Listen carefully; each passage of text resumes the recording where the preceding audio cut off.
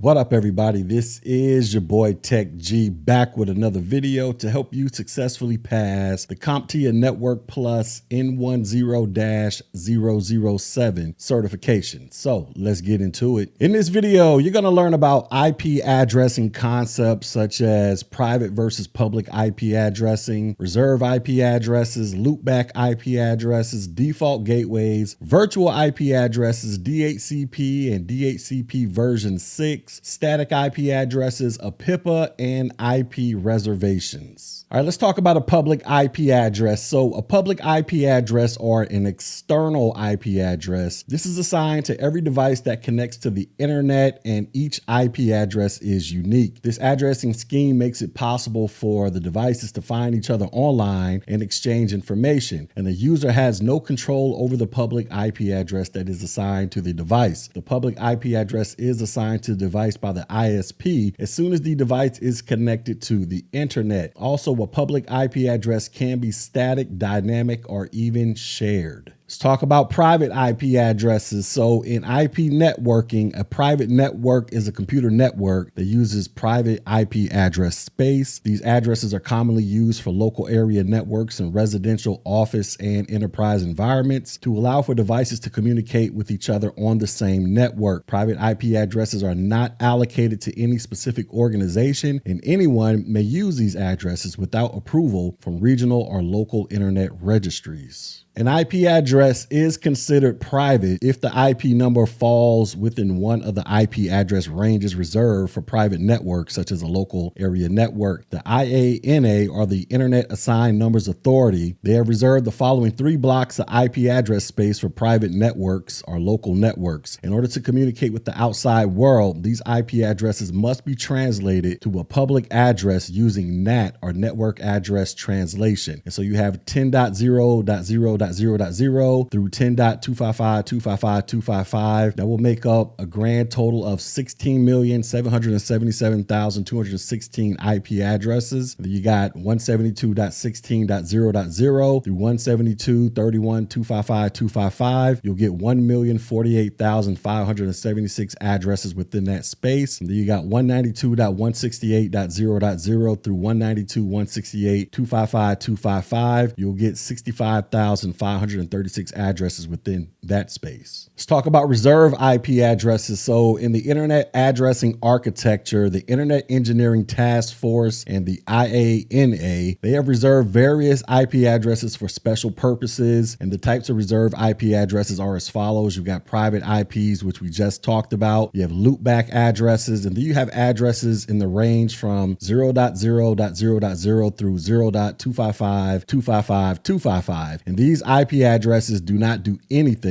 and they will not function properly no matter where on the network they are configured. Let's talk about a loopback IP address. So a loopback IP address, this is a special IP address reserved for use in testing network cards. This IP address corresponds to the software loopback interface on the network card, which does not have hardware associated with it and does not require a physical connection to a network. The loopback address allows for a reliable method of testing the functionality of an Ethernet card, its drivers, and software without a physical network. It also allows IT professionals to test IP software without worrying about broken or corrupted drivers or hardware. And the loopback IP address for IP version 4 is 127.0.0.1, and then the loopback address for IP version 6 is 7 zeros and a 1, or you could just shorten it out to be : 1. Let's talk about the default gateway. So a default gateway, this is a network node that serves as the forwarding host or the router to other networks, often involving not only a change of addressing, but also a different networking technology. More narrowly defined, a router merely forwards packets between networks with different network prefixes. The networking software stack of each computer contains a routing table that specifies which interface is used for transmission and which router on the network is responsible for forwarding a specific set of addresses. If none of these forwarding rules is appropriate for a given destination address, the default gateway is chosen as the router or last resort. In a small office, home office environment, the default gateway is a device such as a DSL router or a cable router that connects the local network to the internet. It serves as the default gateway for all network devices. Enterprise networks, they may require internal network segments where a device wishing to communicate with the host on the public internet would have to forward the packets to the default gateway for its network segment, which would have a default route configured to a device on an adjacent network, which would be one hop closer to the public internet. Let's talk about virtual IP addresses. So a virtual IP address is an IP address assigned to multiple domain names or servers that share an IP address based on a single network interface card or a NIC card. Virtual IPs are allocated to virtual private servers, websites, or other applications residing on a single server. The host server for these applications has a network IP address assigned by a network administrator, whereas the different server applications have virtual IPs. So in layman's terms, a server IP address depends on the media access control or the MAC address of the attached NIC, and only one logical IP address may be assigned per card. However, virtual IP addressing enables hosting for several different applications and virtual appliances on a server with only one logical IP address. The virtual IP is used for communication by all hosted applications, even though data packets are routed through actual network interfaces. And virtual IPs are primarily implemented for one of the following reasons. It's either to consolidate resources through the allocation of one network interface per hosted application, or to improve redundancy by providing alternative failover options on one machine. Now we're going to talk about address assignments, and the first one we're going to talk about is DHCP. So DHCP stands for a Dynamic Host Configuration Protocol, and this is a network management protocol used on IP networks whereby a DHCP server dynamically assigns an IP address and other network configuration parameters to each device such as PCs, printers, servers, routers, etc. on a network so they can communicate with other IP networks. A DHCP server enables computers to request IP addresses and networking parameters automatically from the ISP, reducing the need for a network admin or a user to manually assign IP addresses to all network devices. In the absence of a DHCP server, a computer or other device on the network needs to be manually assigned an IP address or to assign itself an APIPA address, the latter of which will not enable it to communicate outside of its local network. If you get your address from a DHCP server, you are getting your address assigned dynamically, and it could change periodically. Some devices on the network require static addresses that do not change, such as printers and servers, which have been assigned manually by a network administrator. This enables these devices to be more reliable and easily accessible over time. And DHCP uses ports 67 and 68, where UDP port 67 is the destination port of the server, and UDP port 68 is used by the client. Then we have DHCP version 6. So DHCP version 6 is a network protocol for configuring IP version 6 hosts with IP addresses, IP prefixes, and other communication data required to operate in an IP version 6 network. Basically, it is the IP version 6 equivalent of the DHCP for IP version 4. In DHCP version 6, it uses UDP port 546 for its clients and port number 547 for the servers. Let's talk about static IP addresses. So a static IP address is simply an IP address that does not change. Once your device is assigned a static IP address, that number typically stays the same until the device is decommissioned or your network architecture changes. Static IP addresses are generally used by servers or other important equipment that devices need to have constant access to. Next, let's talk about APIPA. So if a router does not have enough IP addresses for the device that need to connect to it, APIPA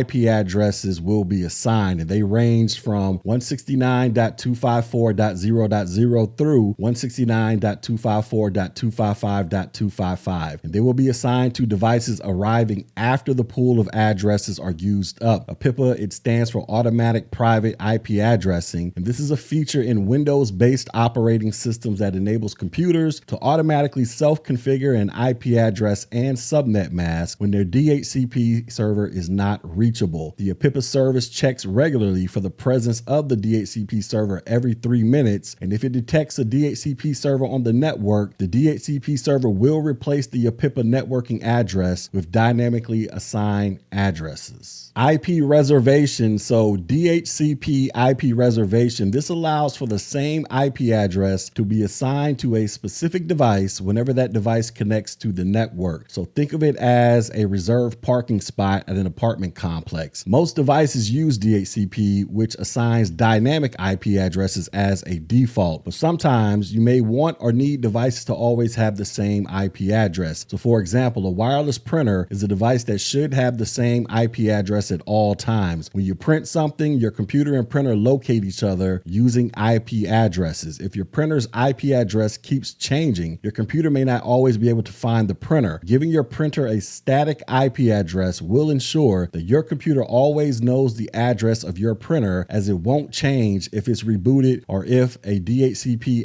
IP lease expires. All right, so that is the lesson. Now let's go ahead and do some of this outstanding check on learning, shall we? So the first question is, which of the answers listed refer to an IP version 4 loopback address? Is it : 169.254.0.0, 0 : with 6 other zeros and a 1 at the end, or is it 127.0.0.1? So which one of these is the loopback for an IP version 4 address? And the correct answer would be 127.0.0.1. That is the IP version 4 loopback address. Next question. Which of the following refers to a permanent assignment of an IP address? Is it static IP, private IP, dynamic IP, or public IP? So which of the following is a permanent assignment of an IP address? And the correct answer is, it would be a static IP address. Next question. Which of the following converts a private IP address into a public IP address to allow for devices in a LAN to communicate with the internet? Would it be QoS, DHCP, NAT, or DNS? So which converts a private to a public IP address to allow for devices within the LAN to communicate with the internet? And the correct answer is, this would be NAT, or Network Address Translation. So in summary, we have talked about IP addressing concepts such as private versus public IP addressing, reserved IP addresses, loopback addresses, default gateways, virtual IP addresses, DHCP and DHCP version 6, static IP addresses, APIPA, and IP reservations. Now, if you felt like you've gotten something valuable out of this information, go ahead and leave a comment. Also hit the like button, share button, and most importantly, the subscribe button. Also, go check out my website, Technology G, so that you can get read up on the latest and greatest to help you successfully pass the CompTIA Network Plus N10-007 certification. And until next video, ladies and gentlemen, peace.